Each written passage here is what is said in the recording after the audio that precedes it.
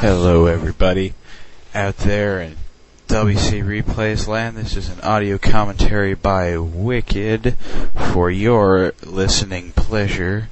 This commentary happens to be copyrighted to, I don't know, whatever I'm recording it for at the moment. So why don't you just keep it to yourselves and not sell it? It's not like anybody would want to buy this anyway. So, it's been a while since the last commentary. Few people seemed to like it, others didn't so much. It's alright with me. You guys can think whatever you want. Go ahead and get the replay unpaused. No, not unpaused. Paused at 1 minute.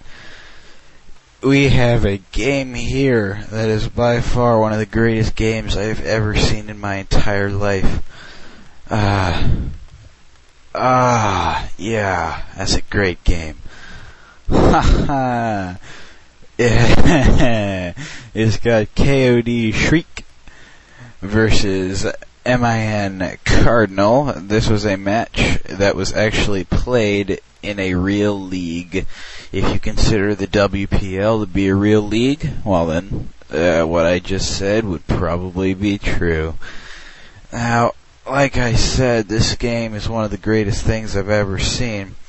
And you're probably gonna think it's ridiculous, and for the most part it is, but there's certain things that we can probably get out of it, if it isn't gonna be a complete waste of time for you. Let me adjust my mic here, you'll probably hear some back feed. There we go. Now adjusted for your optimum listening pleasure.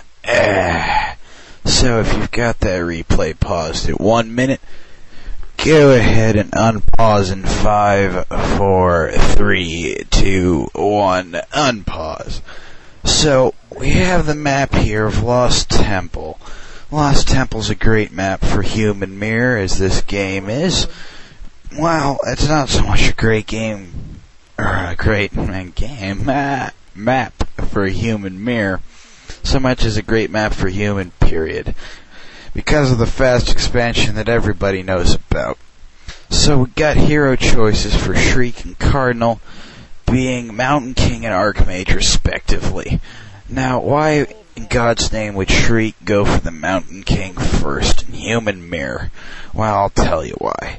Because in Human Mirror, on occasion, maybe you don't get casters, and if you don't, then why not get a Mountain King? 'Cause you really don't need Brilliance Aura all that much, and what the hell are Water Elementals gonna do against Footmen with Defend? Plus, with Mountain King and a couple Footmen, you're pretty much guaranteed to get a couple hero kills at one point or another. So, both players pumping out the units as far as Footmen go. And now Cardinal's gonna go throw up some fast expansion shit. I want you guys to all check on the left side where Shriek is now building a scout farm. Well, no, he's attacking a tree. In the trees near, what's-his-face, Cardinal's base. It's sort of on the ledge up there. I don't know if you can see that peasant. You can probably spot him on the mini-map if you're using KOD Shriek's vision. But what he's doing is he's building a scout farm up there. That is probably the most intense place to build a scout farm anywhere around here. It's hidden in the trees so they can't get at it from behind, and they're not going to see it from below. So basically what you get is a free scout from the outside path from his expo to his base. You're going to know when he's coming and going and how often he is doing that. So Shriek also managed to pull off a little, I don't know what you call it, fast creep in there with that Mountain King. Stormbolt and Militia together, very effective. And now we have Cardinal going to go put some pressure on Shriek's base. As we can see here, the thing I mentioned about Stormbolt earlier is really gonna, damage Cardinal's chances in this game with this surround right here. Now, generally, you'd want to bring out some militia if you're gonna get rushed like this early on. But since militia are of such importance to your economy, you really want to make sure that none of them get lost in the process.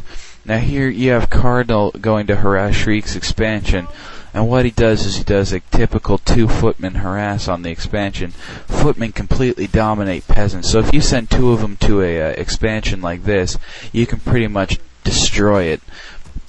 And you see what Shriek does here is he sends his peasants into the mine so they get saved.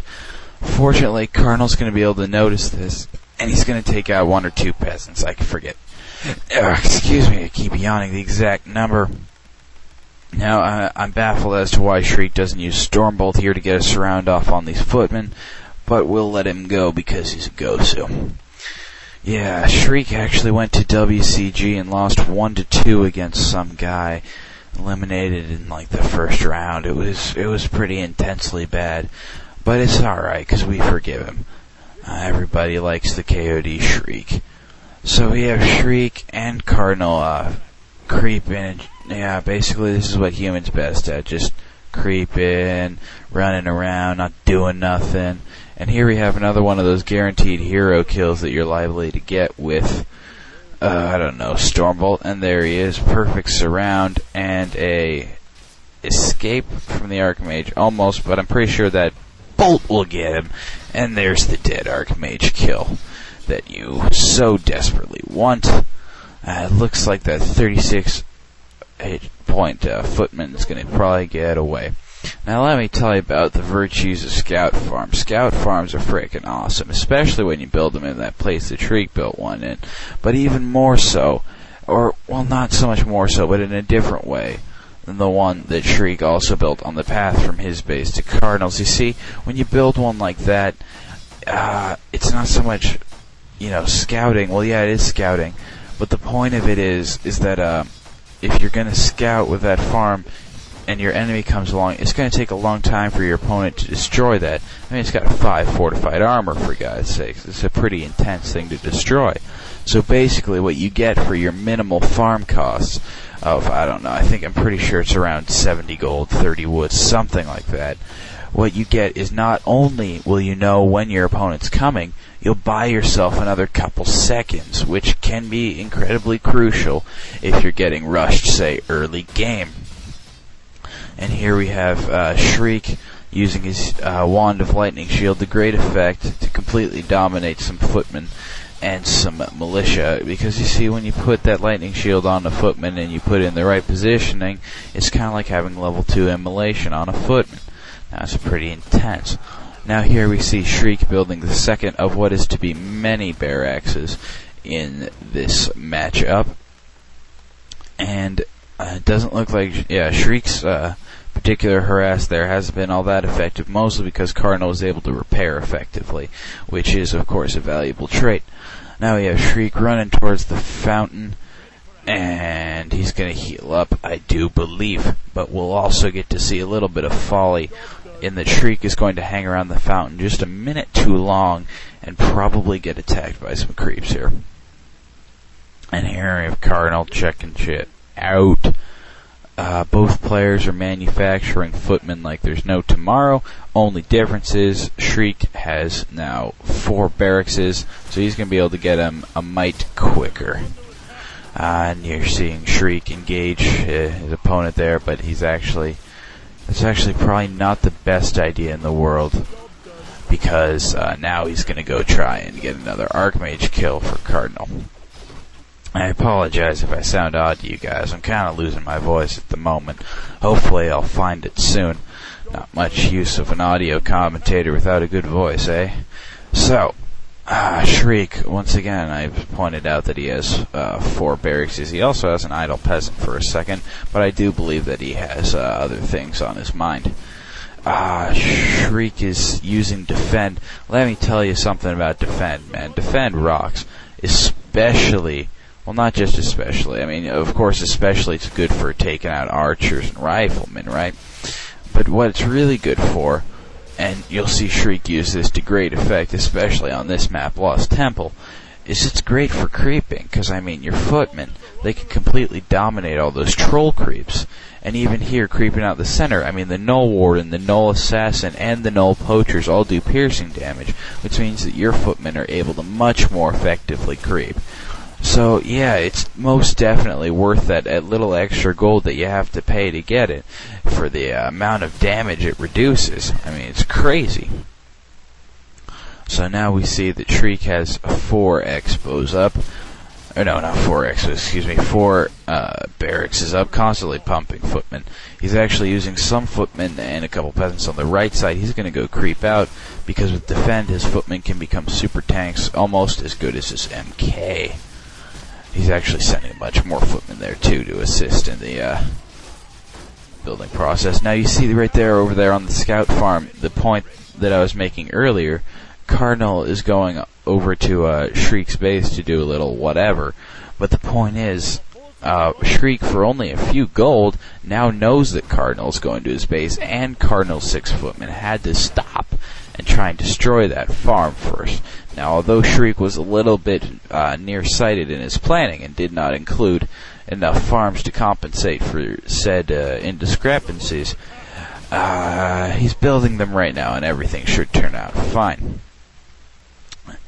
So now we have 1 force of footmen from Shriek creeping out a gold mine, and another force of footmen along with the MK going to go harass the expansion of Cardinal, but there are just too many towers. Nobody likes towers, so what happens is Shriek will keep on keeping on. And Shriek's secondary force of footmen is now going to go engage Cardinal's primary force of footmen, which are currently engaging Shriek's temporary militia. So here we have Shriek putting pressure on the main human base. Now here's something that's always baffled me. Oftentimes, in almost any matchup, you'll get a human player, and what he'll do is he'll fast expand. And what you end up getting is that the player, his opponent, will end up harassing the fast expand over and over and over again, with the human player just getting more and more towers to stop him. I never understood why anybody just went for the main base. I mean, it makes a lot of sense. I mean, of course there's militia, but if you have a bunch of footmen like this, hey, why not go for the main? So here's the moral of the story. If your opponent has a heavily towered expansion, such as Cardinal has here, just pull a Shriek and go straight for his main and completely dominate all of his workers. Because, I mean, what's the main but a big expo? So now we have Shriek set up his 3rd expansion. Pretty intense thus far. The 4 barracks is still up and running, manufacturing various products. Shriek has now nearly dominated all of Cardinal's worker units, although there's a group of 7 of them that will be able to produce a fair amount of resources for Cardinal later in the game. Cardinal is repeatedly calling call to arms to refresh his militia, so that they won't die quite as easily as footmen. Little does Cardinal know, however, that Shriek in fact has many other footmen just